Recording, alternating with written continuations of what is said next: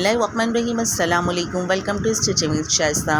Viewers, आज मैं आप लोगों के लिए एक बेल बॉटम की कटिंग और स्टिचिंग लेकर आई हूँ। तो चलिए अपनी वीडियो को स्टार्ट करते हैं। जी व्यूअर्स, ये देखिए, सबसे पहले मैं आपको इसका साइज़ बता देती हूँ कि जिस साइज़ के हिसाब से मुझे इस बेल बॉटम की कटिंग करनी है। तो कुछ देख लेते हैं कि इसकी साइज़ को किस तरह लिया है मैंने। तो जो हमारी लेंथ है उसमें हमने 5 इंच प्लस करा है। तो जो भी आपकी लेंथ होगी इसमें आप इसमें 5 इंच प्लस कर सकते हैं। 2 इंच नेफे का होगा और 3 इंच नीचे बॉटम की फोल्डिंग का होगा। इसी तरह से आ जाते हैं अपने क्रॉच एरिया की तरफ। जो हमारा क्रॉच एरिया है वो 15 है, तो इसमें मैंने 3 इंच माइनस करे हैं, तो इजिकल टू 12 हो गया। और ये हम अपने फ्रंट का साइज़ बना रहे हैं। इसी तरह आ जाते हैं अपने घेर की तरफ। तो जिनका घेर है वो है 18 इंच, तो 18 का जब हम हाफ़ करेंगे तो ये हो जाएगा 9 इंच। अब इसमें हमने अपना 3 इंच प्लस करना है। इसी में हमारा सीम अलाउंस जो है वो इंक्लूड है, तो इसका निशान भी हम 12 पर लगाएंगे।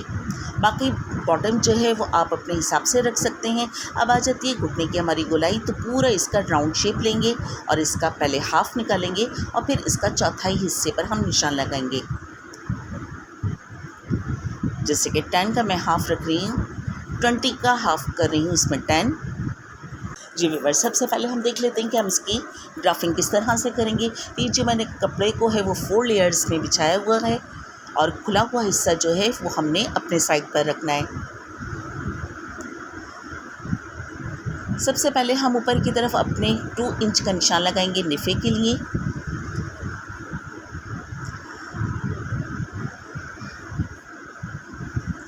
मैं बेल बॉटम की पहले भी आप लोगों को कटिंग बता चुकी हूँ पेपर पर। तो बहुत सारे कमेंट्स थे कि आप इसको कपड़े पर बनाना हमें सिखाएं, तो आज उसी हिसाब से मैं काम कर रही हूँ।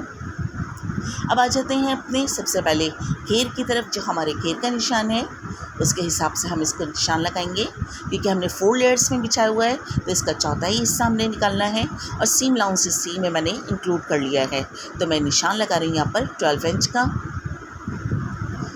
ये एक नॉर्मल साइज़ की कटिंग है। अब आ जाते हैं अपने फ्रंट साइड के क्रॉच एरिया की तरफ। तो जो हमारा क्रॉच एरिया है वो 15 था, 3 इंच माइनस करके मैं इस पर 12 पर ही निशान लगाऊंगी। जो हमारे नेफे का निशान है 2 इंच का, उसके नीचे ही हम अपने इंच टेप को रखते हुए इस तरह से एक मार्क लगाएंगे 12 पर और एक स्ट्रेट लाइन ड्रॉ कर लेंगे ताकि ये एक बॉक्स बन जाए। इसी तरह से बिल्कुल जो हमारा खुला हुआ हिस्सा है वहाँ पर भी मैंने 12 इंच का निशान लगाया है। स्केल की मदद से मैं इसको लाइन को बिल्कुल स्ट्रेट कर लूँगी।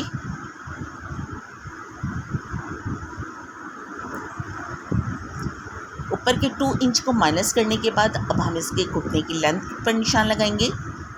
तो जो नॉर्मल साइज़ होता है वो 20 पे लगता है और अगर कोई टॉल है तो उसका 21 पर लगेगा। तो देखिए 2 इंच माइनस करके मैं इसके घुटने की लेंथ का जो निशान लगाऊंगी। सबसे पहले हमने लगाया है अपने, ये देखिए, क्रॉच एरिया का निशान 12 पर, उसके बाद 20 का निशान आ गया और उसके बाद हम रखेंगे अपना यहाँ पर लेंथ का निशान। अब लेंथ के बाद आप इसमें 3 इंच भी प्लस कर सकते हैं अगर आपने इसको चौड़ा बॉटम जो है वो फोल्ड करना है। मैं इसमें अभी 1.5 रख रही हूँ क्योंकि मुझे इसकी फोल्डिंग जो है वो थोड़ी कम रखनी है। सारे मार्क को स्केल के साथ हम लाइन ड्रॉ कर लेंगे।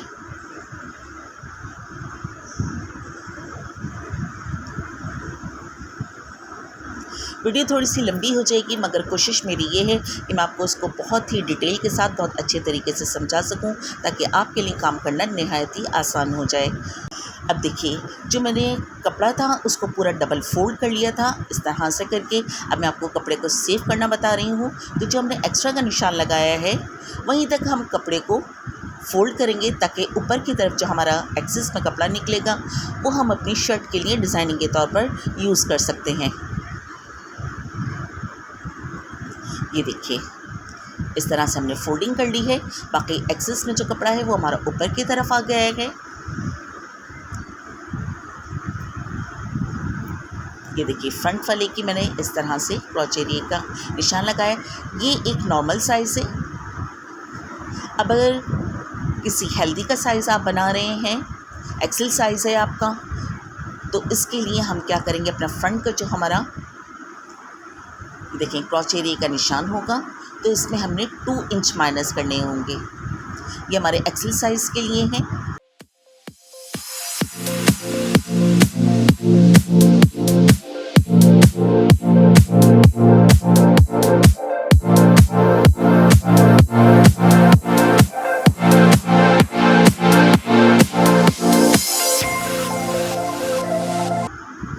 डिटेल से वीडियो बनाने का असल मकसद यही है कि टोटल काम जो है आपको अच्छे तरीके से समझ में आ सके, बिलखुसूस उन लोगों के लिए जो बिगनर्स हैं।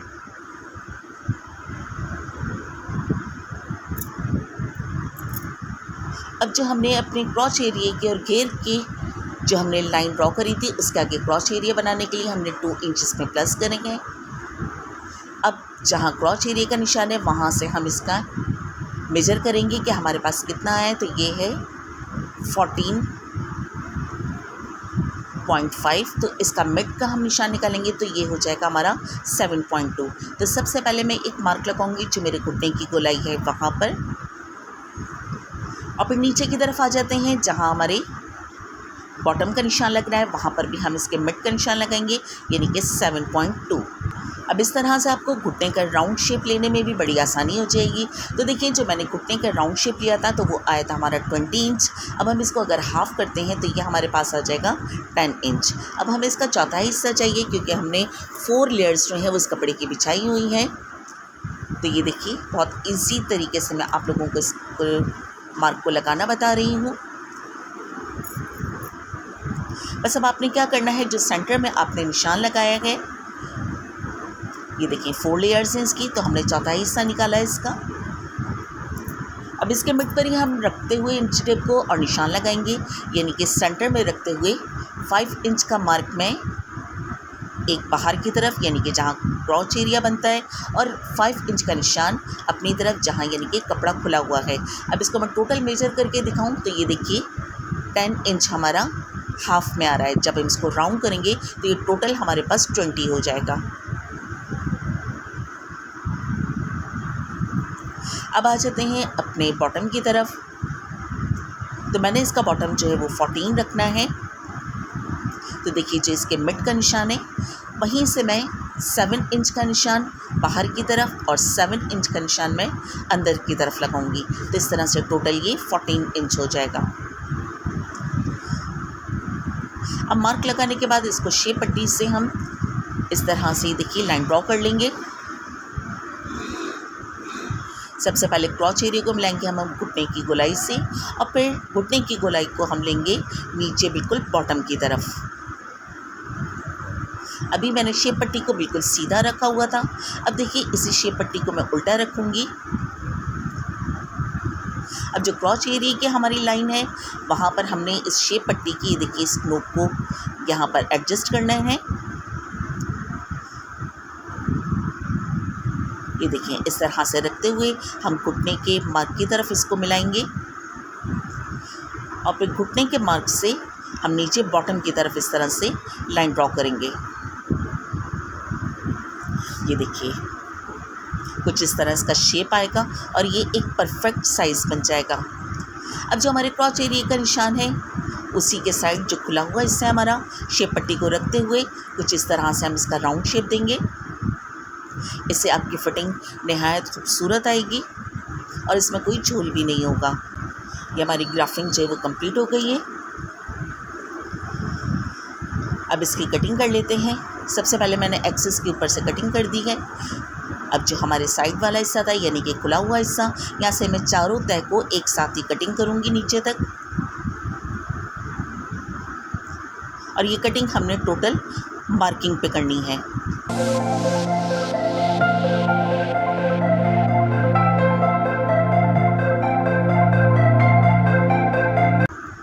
अब जो हमारा फ्रंट वाला पीस है ये देखिए इसकी 2 लेयर्स को मैं काटूंगी और नीचे की 2 लेयर्स को नहीं कट करना। अब जो हमने मार्किंग करी हुई है सेम इसी के मुताबिक ये देखिए क्रॉच एरिया तक हम इसकी कटिंग करेंगे। और क्रॉच एरिया की कटिंग के बाद 1/2 इंच का मार्जिन छोड़ते हुए जो हमारा सीम लाउंस होगा उसको मैं कटिंग करूँगी टोटल नीचे तक यानी कि अपने बॉटम तक।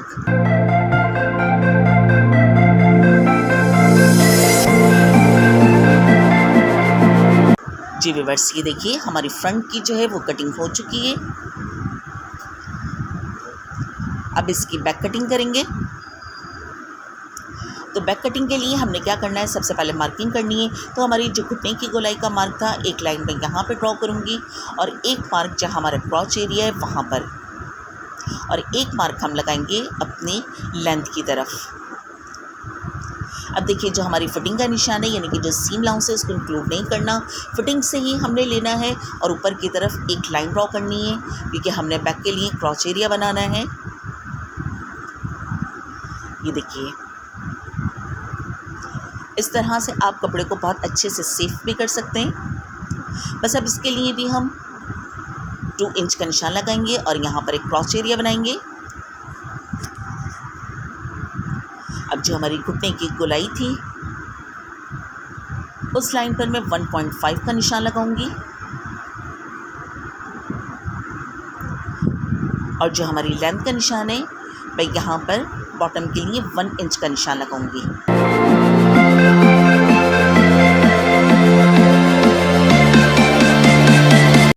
बस शेप पट्टी की मदद से हमने मार्किंग को जो है कंप्लीट करना है।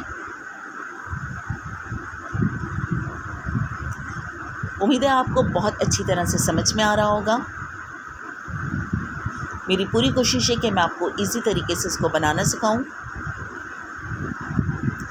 बस अब हम बैक की क्रॉच एरिया की कटिंग करेंगे और सेम इसी तरह से कटिंग करेंगे जिस तरह से हमने अपने फ्रंट की करी थी, यानी कि 1/2 इंच का मार्जिन छोड़ते हुए। ये देखिए इस तरह से मैं इसको कट करूँगी।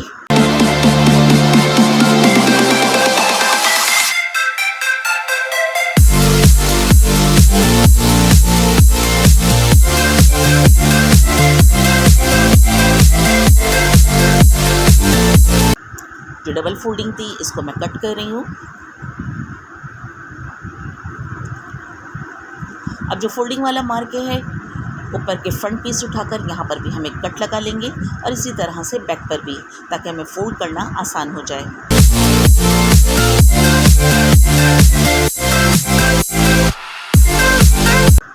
अब देखिए ऊपर वाले 2 पीस उठाकर जो हमने फ्रंट के लिए नेफे का निशान लगाया था वही निशान मैं बैक पे लगा रही हूँ। अब इस निशान को हम अपने क्रॉच एरिया वाले हिस्से से, ये देखें बिल्कुल इस तरह से अपने स्केल की मदद से क्रॉस लाइन ड्रॉ करेंगे और इसकी कटिंग करने के बाद इसको नाप लेंगे कि हमें यहाँ पर कितने इंच की बेल्ट लगानी है। ये देखिए ये मेरे पास जो आया है वो 14.5 है। अब इसके लिए एक पट्टी कट करूँगी जो बैक पर मुझे इलास्टिक लगाने के लिए बेल्ट बनानी है। तो मेरे पास ये डबल फोल्डेड में एक कपड़ा है, इस पर हम सबसे पहले निशान लगा लेंगे। ये देखिए 14.5 पर। बस जितना कपड़ा मुझे चाहिए इसी के मार्क के हिसाब से ही मैं इसको फोल्ड कर लूँगी।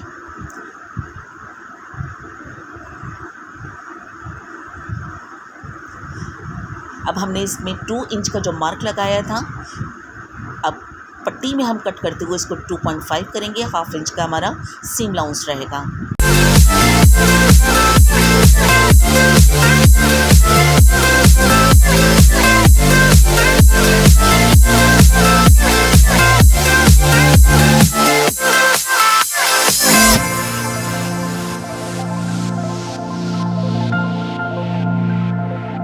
ये पट्टी कटिंग करने के बाद हमारी कटिंग जो है वो कंप्लीट हो जाती है। ये देखिए 2 इंच माइनस करे थे और 2.5 की हमने पट्टी रखी है सीम लाउंस को इंक्लूड करते हुए। चलिए अब चलते हैं अपनी सिलाई की तरफ। सबसे पहले जो मैंने ग्राफिंग करी थी एक दफ़ा मैं आप लोगों को दिखा दूँ ताकि अच्छे से रिमाइंड हो जाए कि बैक पे हमने ये पट्टी लगानी है, क्योंकि उसकी क्रॉस कटिंग है उसको स्ट्रेट करने के लिए।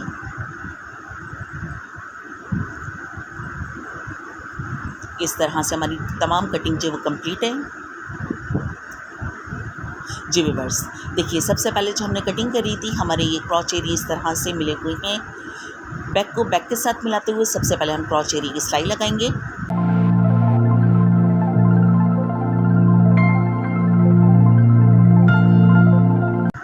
और सेम इसी तरीके से फ्रंट वाले क्रॉच एरिया की भी सिलाई लगाएंगे।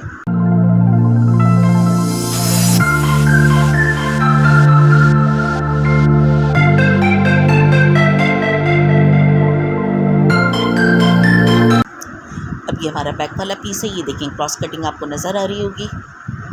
सबसे पहले क्रॉच एरिया की मैंने सिलाई लगाई है। अब इसको सीधा करूँगी, जो पट्टी कट करी थी इसके साथ। ये देखें इस पट्टी को स्टिच करेंगे।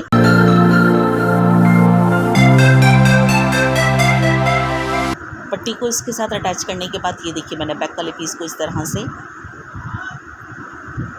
राइट साइड पे रखा है और इसके ऊपर मैंने फ्रंट साइड को रखा है रॉन्ग साइड पर, यानी कि दोनों सीधे हिस्से हमारे एक साथ मिल जाएंगे। अब हम सिलाई शुरू करेंगे नीचे बॉटम की तरफ से।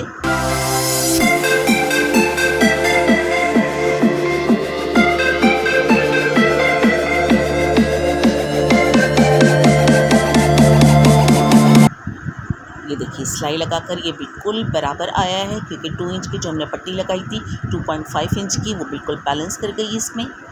अब इसमें हमने शो सिलाई लगानी है।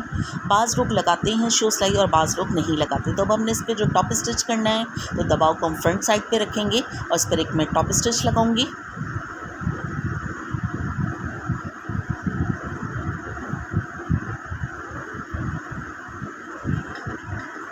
इसी तरह से दूसरे वाले बॉटम में भी ये देखिए, ये हमारे, मैं नीचे से आपको बॉटम की तरफ से दिखा रही हूँ कि किस तरह से मैंने इसमें सिलाई लगाई है।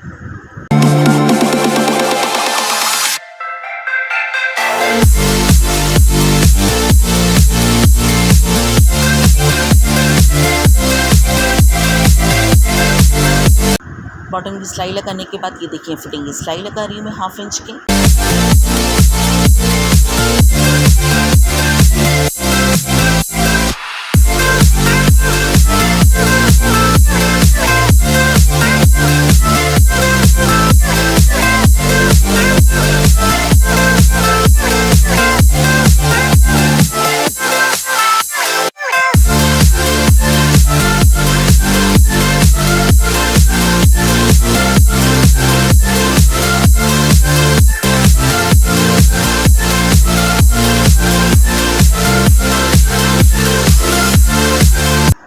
देखिए कुछ मेरी आदत में है कि जब मैं फिटिंग की सिलाई लगा रही होती हूँ तो मैं इस तरह से फोल्ड कर लेती हूँ इसको।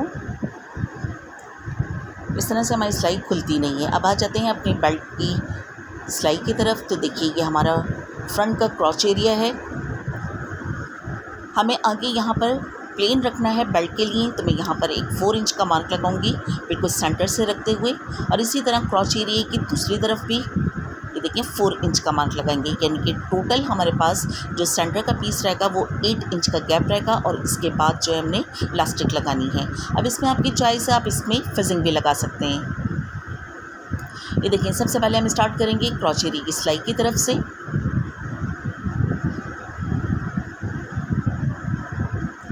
अब जो ये मैंने मार्क लगाया था इसमें ये देखिए मैं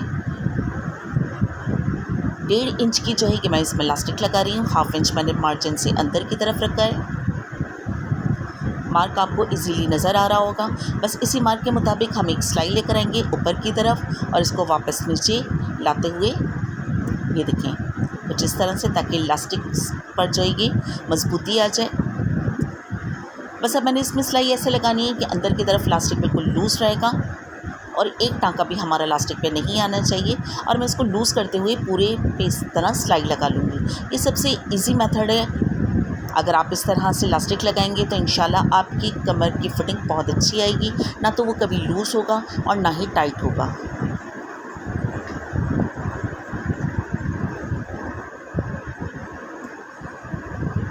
ये देखें पूरी सिलाई लगाते हुए जो मैंने दूसरा मार्क लगाया था, यहाँ पे मैंने आधा इंच पहले ही लाते हुए इसको रोक दिया है। मशीन से बाहर निकालेंगे।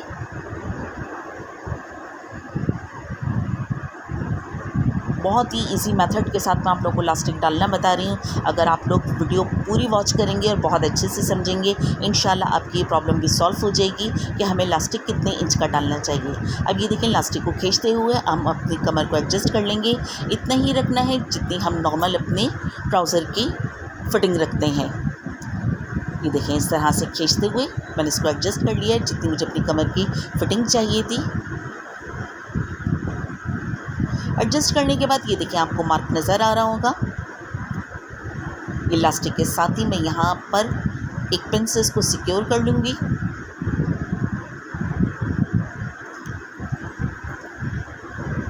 ये देखिए कुछ इस तरह से। अब अंदर से हमने जो इलास्टिक था वो जितना एक्सेस में था सब हमने बाहर निकाल दिया है। 1/2 इंच का मार्जिन छोड़ते हुए इस इलास्टिक को कट कर देंगे।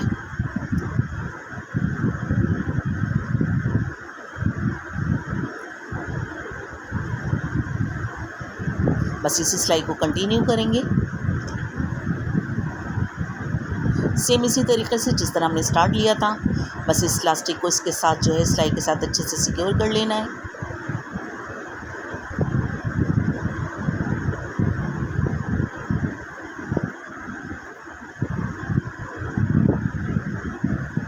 मैंने इलास्टिक में सेंटर सिलाई भी लगा लिए। तो अल्हम्दुलिल्लाह व्यूअर्स, ये जो है कि हमारे बेल बॉटम का जो है कुछ फाइनल लुक है। बड़ी मेहनत के साथ मैंने आपके लिए ये वीडियो तैयार करी है, आप लोगों की ही डिमांड पर, और पूरी उम्मीद करती हूँ कि इंशाल्लाह आप लोगों को ये वीडियो बहुत ज़्यादा पसंद आएगी। वीडियो पसंद आती है तो अपने फैमिली फ्रेंड्स में इसको शेयर कीजिए। अब दीजिए मुझे इजाज़त, इस दुआ के साथ जहाँ रहें खुश रहें, मुझे अपनी दुआ में याद रखिएगा। इंशाल्लाह आपसे मुलाकात होगी नेक्स्ट वीडियो में। जब तक के लिए अल्लाह हाफ़िज़।